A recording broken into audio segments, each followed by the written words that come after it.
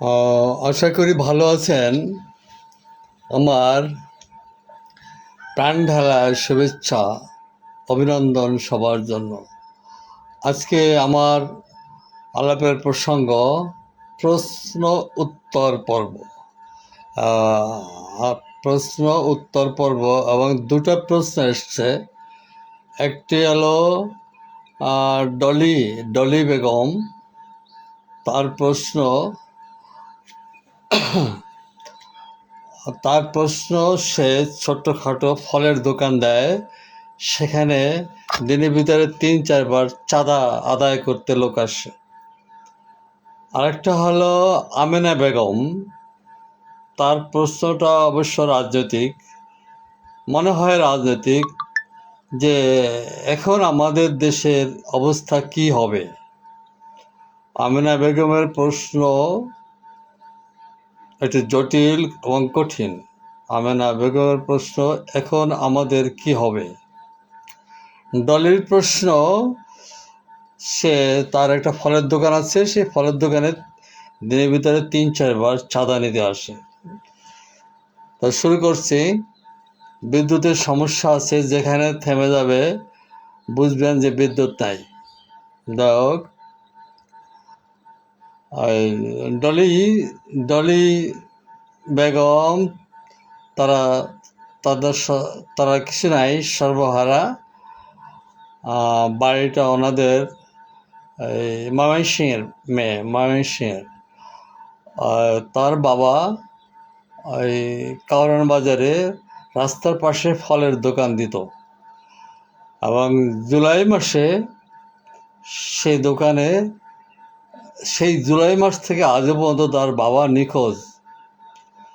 তবে ঘরের ভিতরে মানুষ দেখেছে রক্ত ছড়িয়ে ছিটে, রক্ত এবং ক্যাশ বাক্স এবং ফ্লোরের নিচে রক্ত দেখছে, কিন্তু কোনো তার বাবাকে আর পায় নাই, আজও পায় নাই। তারা জুলাইয়ের থেকে তারা পলাতক ছিল এবং আশপাশের দোকানদারের কাছে খবর নিচ্ছে তার বাবার খবর, কিছুতেই তার খবরটা আর মেলে নাই। এদিকে তার বাবা যে আড়ত থেকে মালামাল আনতো, ওই যে ফল ফ্রুট, ওই আম, কাঁঠাল, তারপরে লটকা ফল, লিচু ইত্যাদি আনতো, সেখানে বাকি আছে। তা ওনরা আবার লক্ষ্য রেখেছে এই দোকানে কে আসে। হঠাৎ ওই ডলির মা আর ডলি একদিন ও দোকানের কাছে যায়, তারপর ওই মালিকের লোকের সাথে দেখা হয়। মালিকের লোকের সাথে দেখা হলে বলছি কি, তোমার বাবা নিখোঁজ, সেটা আমরা জেনেছি, আর তোমাদের কাছে কিছু পাওনা আছে সেটাও আমরা চাচ্ছি না, আর তোমরা তোমাদের ভাই বোন কি আছে এই দোকানটা চালাবার জন্য, যদি কেউ থাকো তোমরা আসো, তোমাদেরকে আমরা মালামাল দিব। এই আশ্বাস পেয়ে ডলির মা আর ডলি দুজনে আবার দোকানটা চালু করে। তা এখন যে দোকানটা চালু হয়েছে, ওই আড়ত থেকে তাদেরকে একইভাবে মাল দেয়।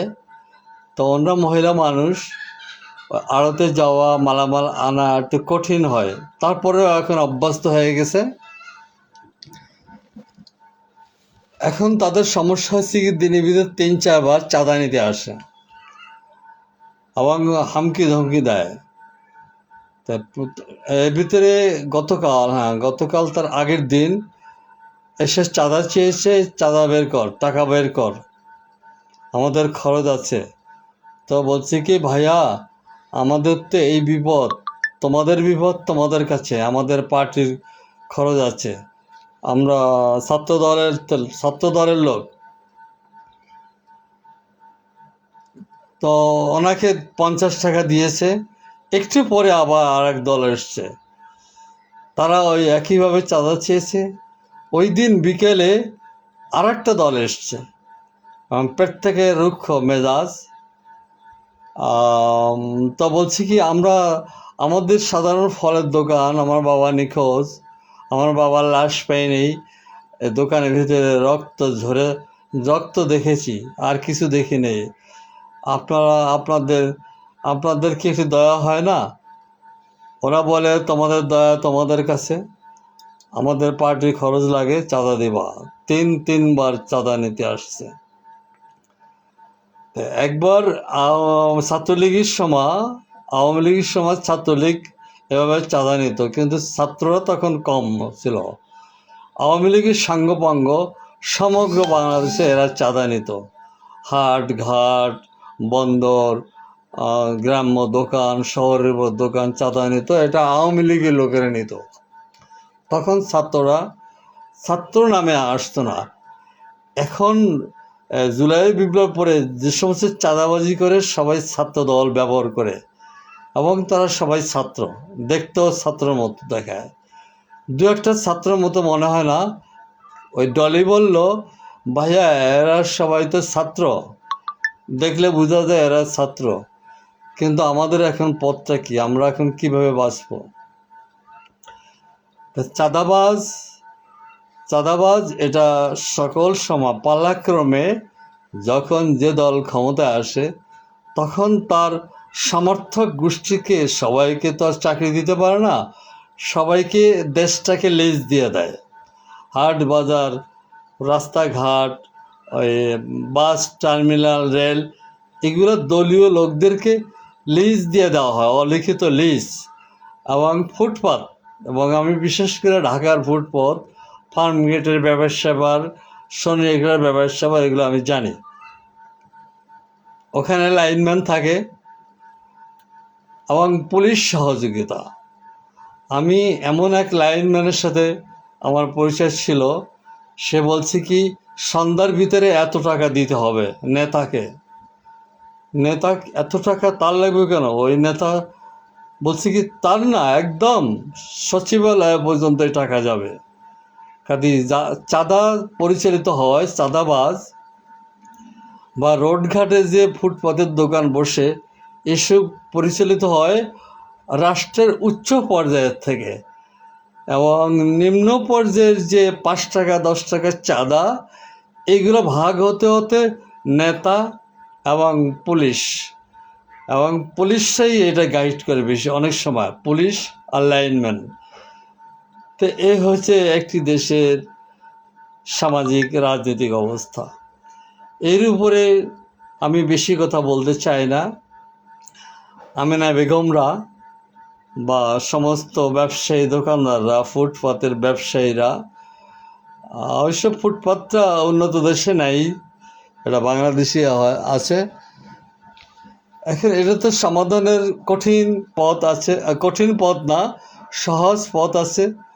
এটা পুঁজিবাদী সাম্রাজ্যবাদী ব্যক্তি মালিকানা সমাজ ব্যবস্থা সম্ভব না। এটা কমিউনিজম ব্যবস্থা, সমাজতান্ত্রিক ব্যবস্থা সম্ভব। এই গল্প এখানে আমি বলতে চাই না।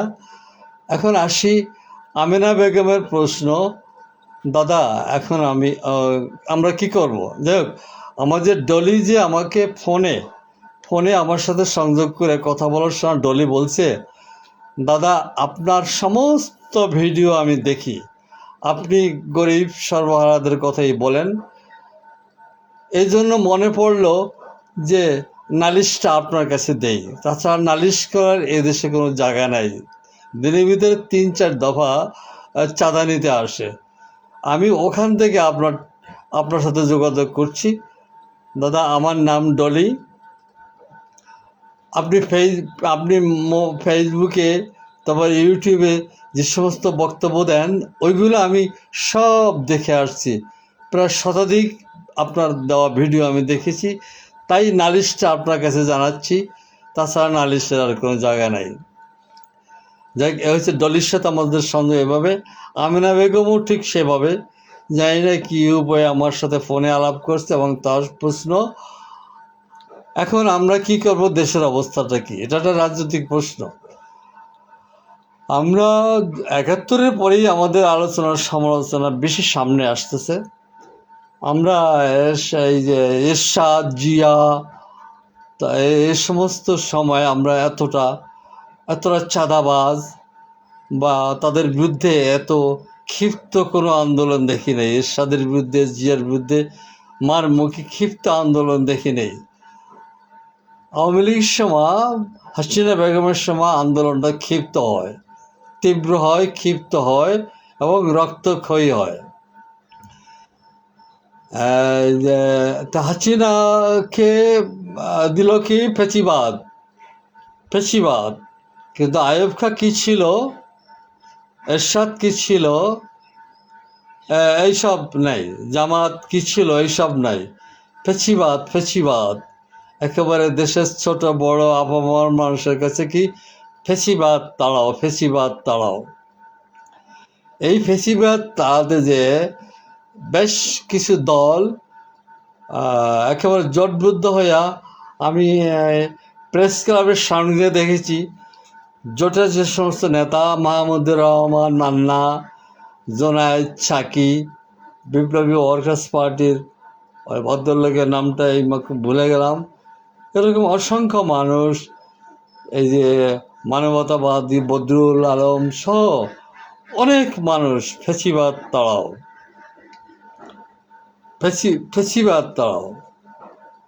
যাই হোক, এই ফেসিবাদ তাড়াতে যে আমরা কৌশল দেখলাম কোঠা আন্দোলনটা দিয়ে শুরু হয়, তারপরে ফেসিবাদ এসে যায় কোঠা আন্দোলনের সাথে সাথে।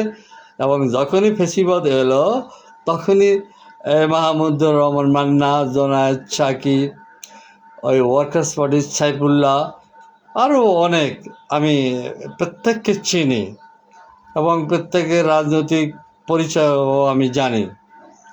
এরা সম্মিলিতভাবে হাতে তালি দিয়ে রাস্তাঘাটে এবং ছাত্রদের নামিয়া এবং সমস্ত বাংলাদেশ থেকে ভুরি দলীয় লোকদেরকে এনে ঢাকায় সমস্ত হোটেল ভাড়া করে তাদের খাইয়ে পরে হাতে তালি দিয়ে হাসিনা তুই কবে যাবি আন্দোলনটা সবাই আপনারা দেখেছেন। এবং আমি যত ঘটনা যা বলছি সব বলছি আপনাদের দেখা। এবং আমি এখানে ভালো লোকদেরকে আমার এই আলাপের বাহিরে থাকবে, শুধু মন্দ লোকদের ব্যাপারে বলছি। ফ্যাসিবাদ এক পর্যায়ে তরুণ বিপ্লবীদের হাতে, এবং যারা এখানে তরুণ ছিল, ওই যে গণপরিষদের ভিপি সাহেব নূর, তারপরে আরও ওই যে নাম, সব তরুণ এবং 5-7টা ভার্সিটির ছাত্র। শুনেছি তারা দীর্ঘকাল আওয়ামী লীগের সাথে ভিতরে লুকিয়ে থেকে ছাত্রলীগ করত, ওই নাহিদ, পাটোয়ারি, এসব মিলে আন্দোলন করলো। এবং এই আন্দোলনে যে টাকা, যে অস্ত্র, যে জমজমাট, যে আন্দোলনের ব্যয়, বিশাল ব্যয়। এবং আমরা এখন সবাই জানি এই আন্দোলনটা ভারতীয় সম্প্রসারণবাদের হাত থেকে বাংলাদেশকে ছিনিয়ে নেওয়া, বাংলাদেশের মার্কেটটা আমেরিকার দখলে নেওয়া। এবং বাংলাদেশটা দক্ষিণ এশিয়ার এমনই একটি জায়গায় যে ভূ রাজনীতিতে খুবই গুরুত্বপূর্ণ। বঙ্গোপসাগর এবং ভারত পাশে ভারত, তারপরে চীন, রাশিয়াটা দূরে থাকলেও পরাশক্তি সবগুলো সাম্রাজ্যবাদের এখানে বিনিয়োগ আছে, ব্যবসা আছে। এবং সবাইকে হাঁটিয়ে মার্কিনিরা দখল করার জন্য এই পুরো আন্দোলনটাকে নেতৃত্ব পলিসি দিয়ে এক পর্যায়ে ফ্যাসিবাদ হাসিনাকে প্লেনে চড়িয়ে ভারতে রেখে আসলো। এগুলো সব রাষ্ট্রীয়ভাবে সরকারি মিলিটারিরা রেখে আসলো। হাসিনা যেতে চায় নাই। আমি গণভবনে দেশের লোক আমাকে মেরে ফেলুক, আমি যাব না। যাই হোক, হাসিনাকে তাড়িয়ে হাসিনার শাড়ি, পেটিকোট এই তরুণ বিপ্লবীরা রাস্তায় লাড়িয়ে দেখাচ্ছে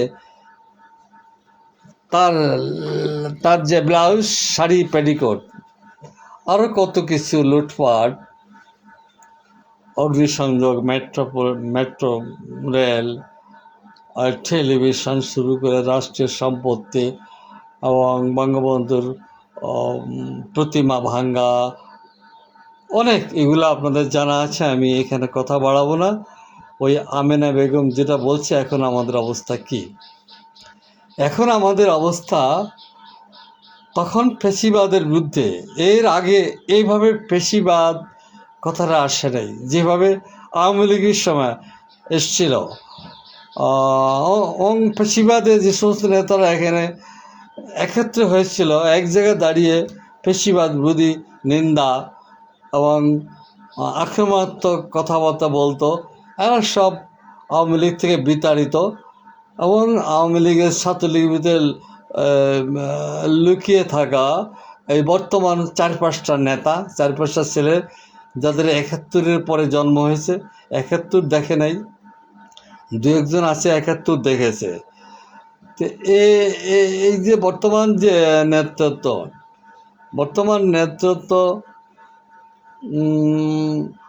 আপনার আবার এই যে একটু পরে বলছি, এই যে এই সমস্ত নেতারা, বিপি নূর, রাশেদ, এই সমস্ত নেতারা কি চায়?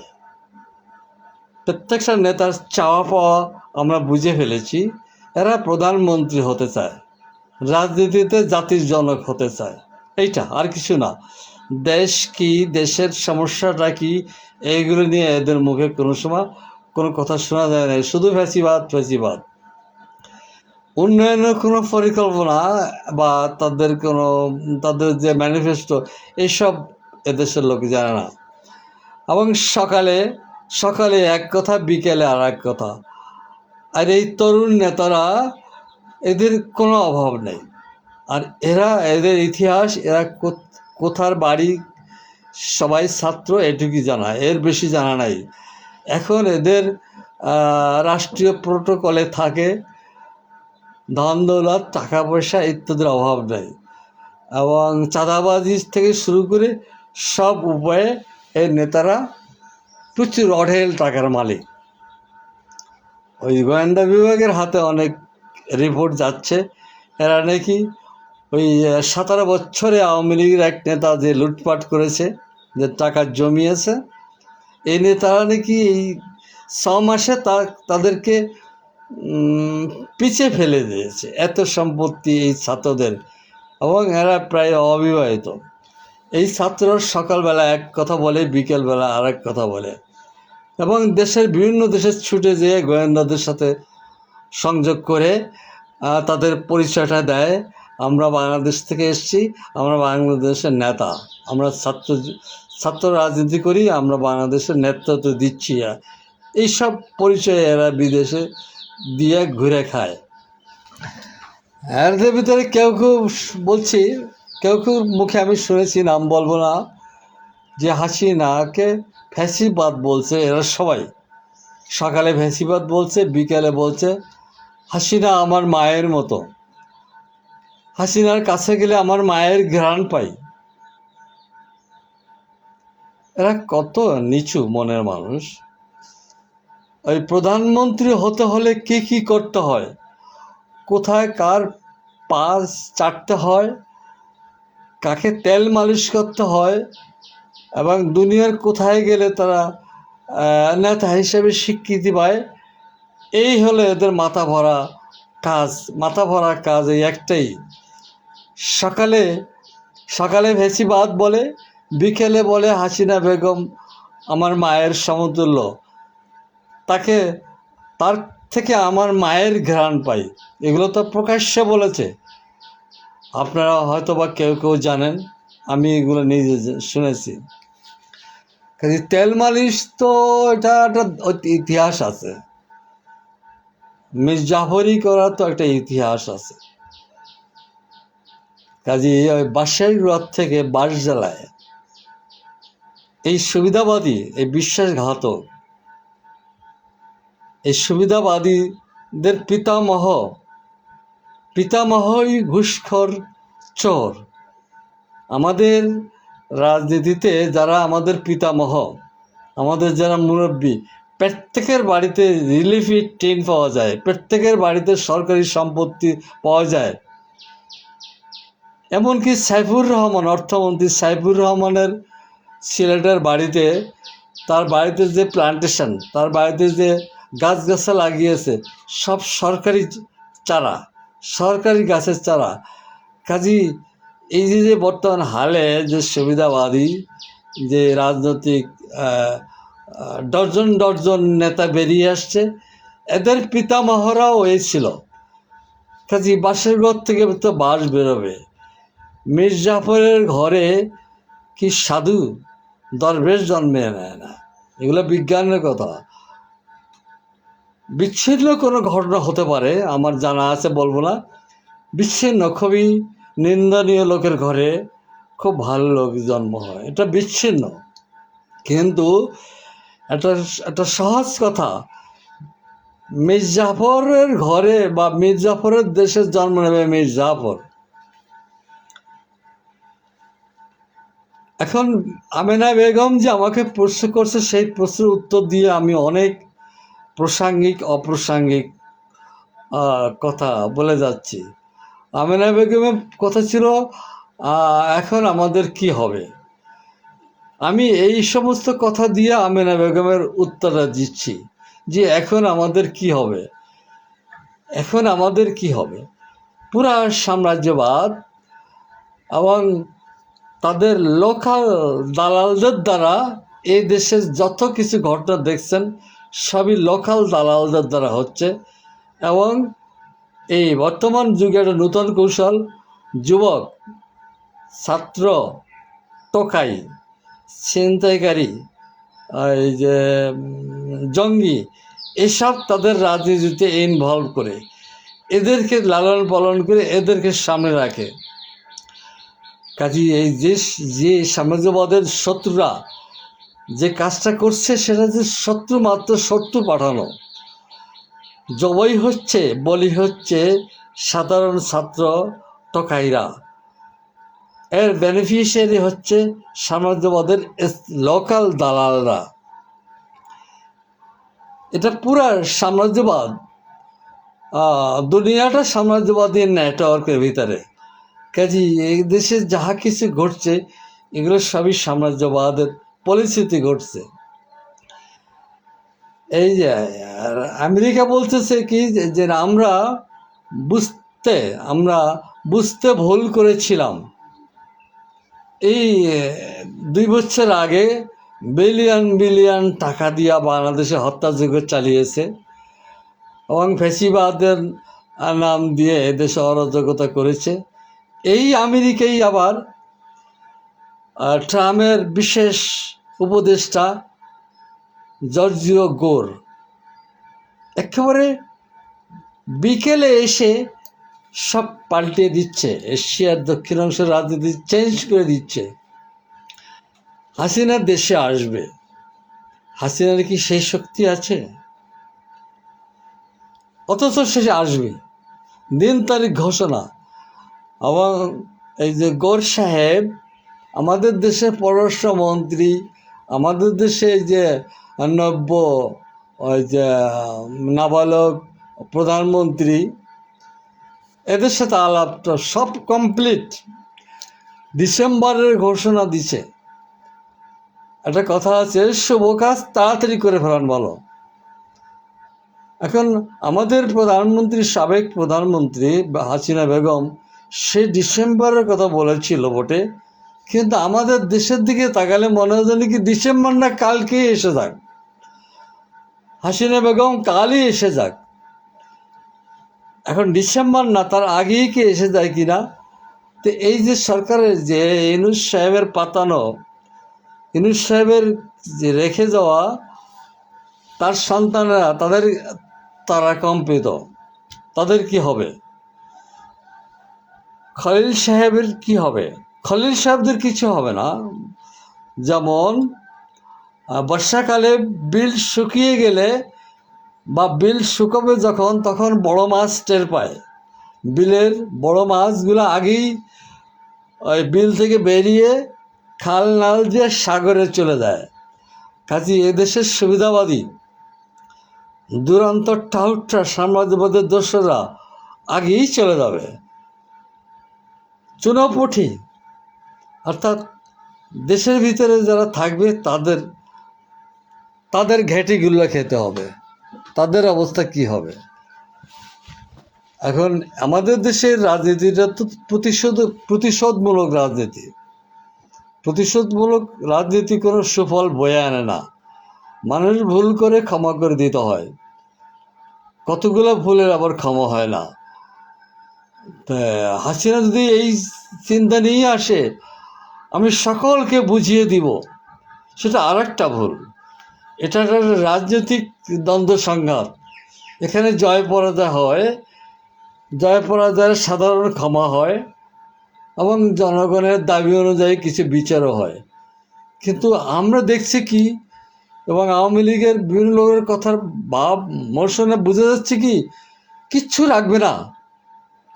জামাত, শিবির এবং যারা জুলাই বিপ্লব, তাদের বাড়ি ঘর সব বঙ্গোপসাগরে ফেলে দেবে। কাজী প্রতিশোধবাদী রাজনীতি একটা দেশের ভবিষ্যৎ মঙ্গল হয় না। প্রতিশোধবাদী রাজনীতি কখনো সঠিক পথ নয়। আমি অনুরোধ করব এবং আশা করব বাংলাদেশের দায়িত্বশীল ব্যক্তিরা দায়িত্ব নিয়ে সকল সমস্যার সমাধান করবেন। কোনো প্রতিশোধ, হিংসা, বিদ্বেষ এসব পরিহার করতে হবে, তাহলে আমাদের একটা লক্ষ্যে আমরা যেতে পারবো। সমাজবাদ মোটামুটি কথা। আমেনা বেগমের প্রশ্ন উত্তর পর্ব দিচ্ছি। আমেনা বেগম, আপনি হয়তো শুনতেছেন কি শুনতেছেন না জানি না, পুরা জাতি, পুরা দুনিয়াটাকে সাম্রাজ্যবাদীরা ওই যে মুরগির ভিতরে, বিশেষ করে বাংলাদেশের বাঙালি 20 কোটি জাতি এই দেশটাকে ওই পলো দিয়ে মুরগি ও বাচ্চা আদার খাওয়ায়। তা পুরা জাতিকে সাম্রাজ্যবাদী পলোর ভিতরে রেখে আমাদের ও আমাদের মুরব্বী, আমাদের রাজনৈতিক নেতাদেরকে পলোর ভিতরে রেখে আদার খাওয়াচ্ছে। এটা তাদের মর্জি। সহযোগিতা পাচ্ছে কোথার থেকে? এই তরুণ বিপ্লবী, যাদের বয়স 40 হয় নাই, এরা এখন পুরো রাজনীতি নিয়ন্ত্রণ করছে। হালে ভারতের বয়স্ক নেতাদের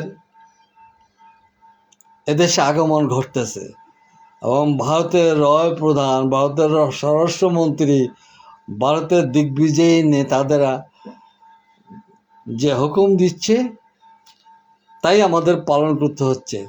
শোনা যাচ্ছে এটা সম্ভব কেন, কিভাবে হলো? যুদ্ধবিহীন একটা বিপ্লব ঘটার মতো অবস্থা দাঁড়িয়েছে বাংলাদেশে। আমেরিকা আর ভারত নাকি এক হয়ে গিয়েছে। ওটা তাদের আন্তর্জাতিক বুদ্ধিশুদ্ধি, আন্তর্জাতিক ব্যাপার স্যাপার। আমেনা বেগম, কথা কঠিন হচ্ছে কিনা? আমেনা বেগম, শুনতেছেন আপনার প্রশ্নের উত্তর। বিশ্ব রাজনীতিটাও ওরকম। সকালে একরকম এক রণনীতি, বিকেলে আর একটা রণনীতি। যেখানে যুদ্ধের দরকার সেখানে যুদ্ধ, যেখানে ধমকি দেওয়ার দরকার সেখানে ধমকি, যেখানে কোলে উঠিয়ে নিয়ে আদর করতে হয় সেখানে তাই।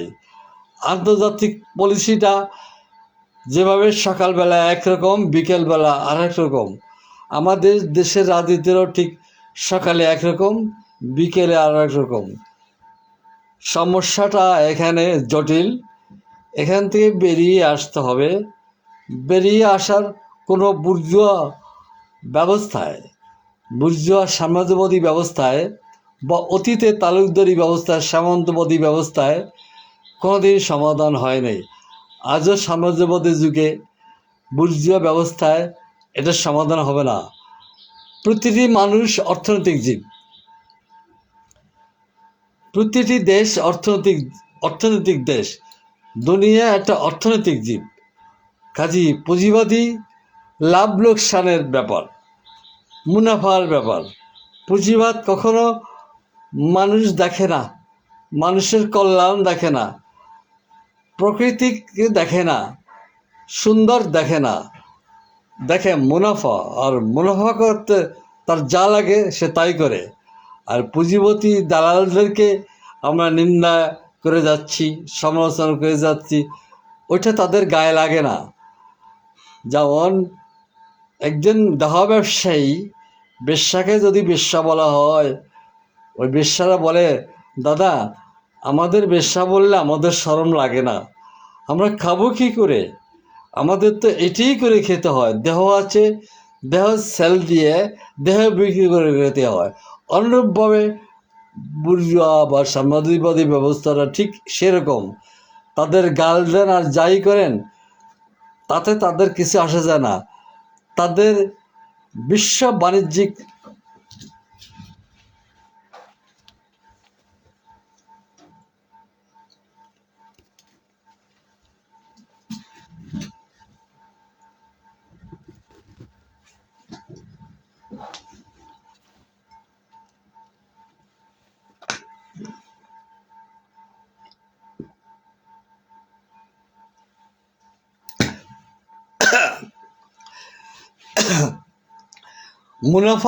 মুনাফা বিশ্ব বাণিজ্যের জন্য তারা বুর্জুয়ারা সাম্রাজ্যবাদীরা সব কিছু করবে, এটা ঐতিহাসিক সত্য।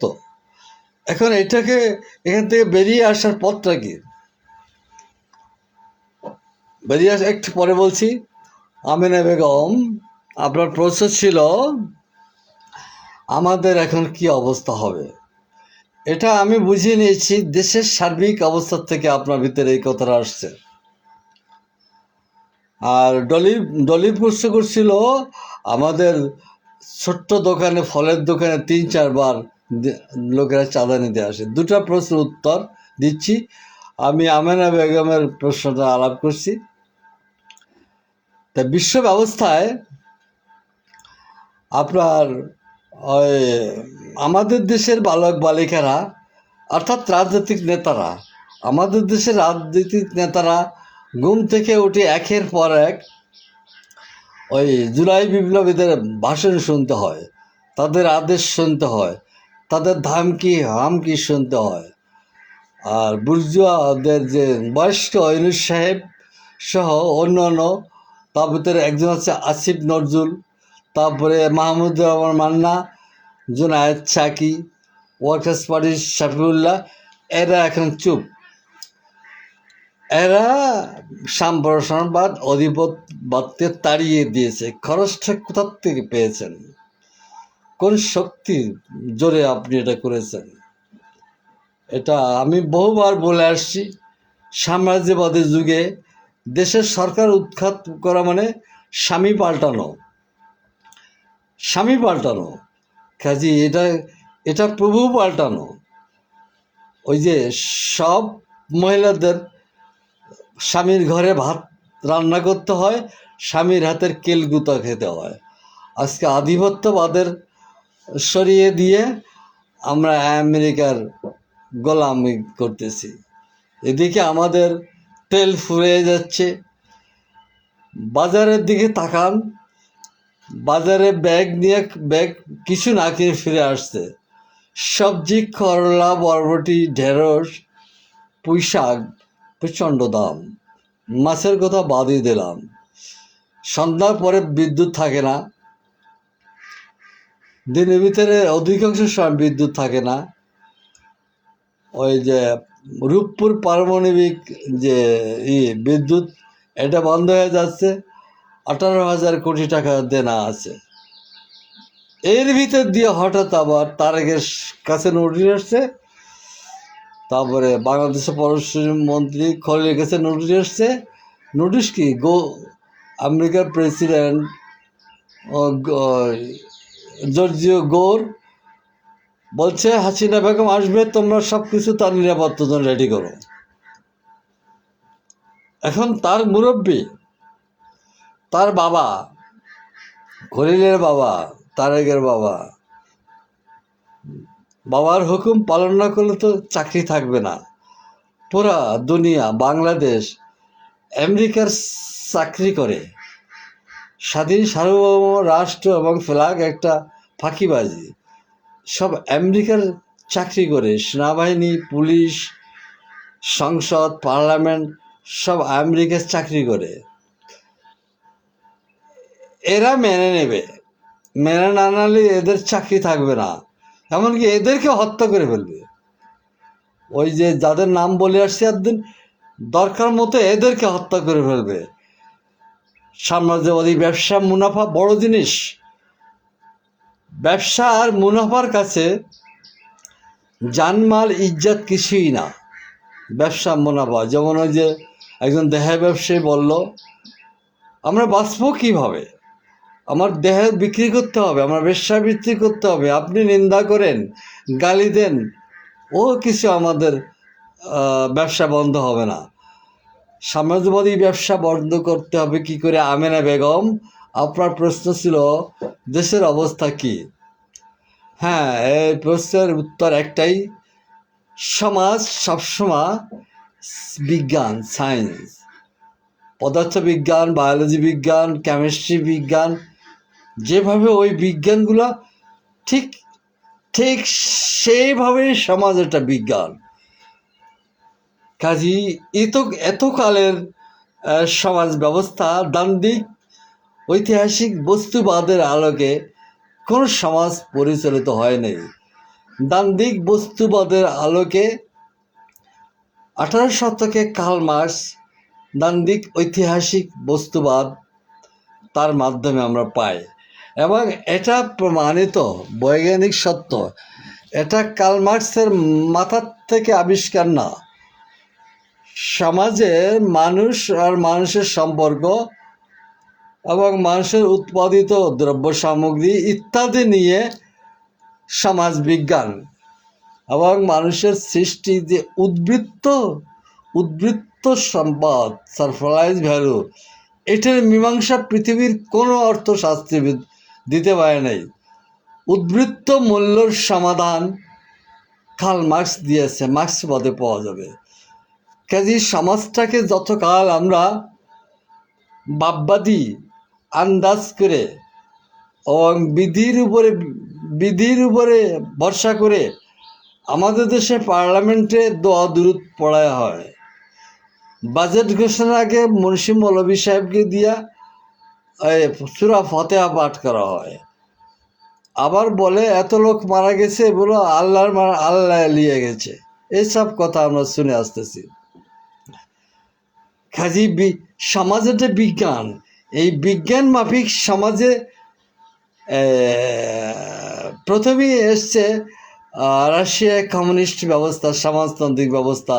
তারও আগে 3 সপ্তাহ ছিল প্যারিসে সমাজতান্ত্রিক ব্যবস্থা। বৈজ্ঞানিক সমাজ ব্যবস্থাই হলো যত দুনিয়ার যে যত গণ্ডগোল, যত কিছু আমরা ঘটে আসছে, যুদ্ধ, মহাযুদ্ধ, ঘরে ঘরে মানুষে মানুষে যে দ্বন্দ্ব সংঘাত, এই সব সংঘাত মীমাংসা হয় শ্রেণীহীন কমিউনিজম ব্যবস্থায়, শ্রেণীহীন সমাজতান্ত্রিক ব্যবস্থায় এটা সমাধান হবে। আজকে আমেনা বেগম, আমার কথাটা আপনার কাছে, আপনার বয়স কত তা বলেন নাই, বয়সটা জানতে পারলে ভালো হতো।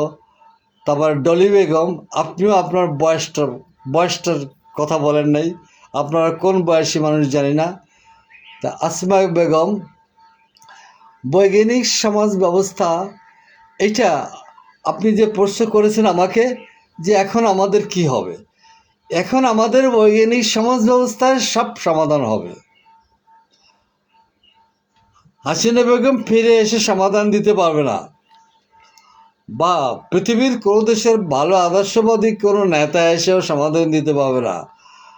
আসমান থেকে ফেরেশতা এনে প্রধানমন্ত্রী বানালেও সমাধান হবে না। এটা মানুষের উৎপাদন ব্যবস্থা, ব্যক্তিগত উৎপাদন ব্যবস্থা এবং মুনাফা বুর্জোয়া ব্যবস্থা শিকার। আমিনা বেগম, বুর্জোয়া ব্যবস্থার শিকার আপনি শ্রেণীহীন বৈজ্ঞানিক সমাজ ব্যবস্থার জন্য অপেক্ষা করুন। ওখানে এতকালের যে আমাদের জীবনযাত্রা, আমাদের মহাকালের পদযাত্রায় আমরা এখন সাম্রাজ্যবাদী স্তরে সামনে এগোচ্ছি, যাচ্ছি। আমাদের পদযাত্রা, মহাকালের পদযাত্রা, আমরা সাম্রাজ্যবাদ থেকে সামনের দিকে যাচ্ছি। সামনে কমিউনিজম না হওয়া পর্যন্ত আমেনা বেগম, আপনার উত্তর আমার দেওয়ার ক্ষমতা নাই। কমিউনিজম পারবে আপনার এই কথাটার উত্তর দিতে, যে আমেনা বেগম, আপনি আমাকে প্রশ্ন করছেন দাদা এখন কি হবে। আর ডলি বলছিল কি, আপনার ভিডিও দেখছি, আপনি বেশ বয়স্ক লোক, আপনি আমার নানার মতো মানুষ। ডলি বেগম আমাকে নানা কয়। আমেনা বেগম, আপনি আমাকে দাদা বলতেছেন না, আমি কিন্তু আপনার বয়স বুঝতে পারতেছি না, আমি আপনার ঠাকুর দাদা। যাই হোক, আপনার উত্তর হবে যে শ্রেণীহীন বৈজ্ঞানিক সমাজ ব্যবস্থায় আপনি আর এই প্রশ্ন করবেন না কাউকে। দুনিয়ার মানুষ বা বাংলাদেশ এই অবস্থায় জর্জরিত, এই প্রশ্নে জর্জরিত, এবং কোনো সমাধানের পথ একদম নাই। সামনে কোনো ফিউচার নাই। তার কারণ কি, অসংখ্য দালাল সৃষ্টি হয়েছে, সমাজের অসংখ্য দালাল সৃষ্টি হয়েছে। এবং তরুণরাই, ওই যে ওর পিতামহরাও চোর ছিল, তরুণ নেতারাও চোর। আমি আলাপের প্রথমে বলে নিয়েছি, যারা ভালো লোক তারা আমার এই আলাপের বাইরে, আমি মন্দ লোকদের কথা বলছি। কাজী আমাদের যে তরুণ যা দেখছেন, যে বিপ্লবীদেরকে দেখছেন, এরা আমাদেরকে বারবার ঘেঁটি ধরে জলের ভিতরে চুবাচ্ছে। আমার জাতিকে, বাঙালি জাতিকে এরা খালের ভিতরে ফেলে চুবাচ্ছে। তাদের স্বার্থ, তারা প্রধানমন্ত্রী হতে চায়, তারা বড় হতে চায়, তারা দিগ্বিজয়ী নেতা হতে চায়, তারা বঙ্গবন্ধু হতে চায়। তো থ্যাংক ইউ। প্রশ্নোত্তর পর্ব কোনো ধারাবাহিক না, প্রশ্নোত্তর পর্ব এখানে শেষ। আপনাদের সাথে আবার কোনো এক পর্বে আলাপ হবে।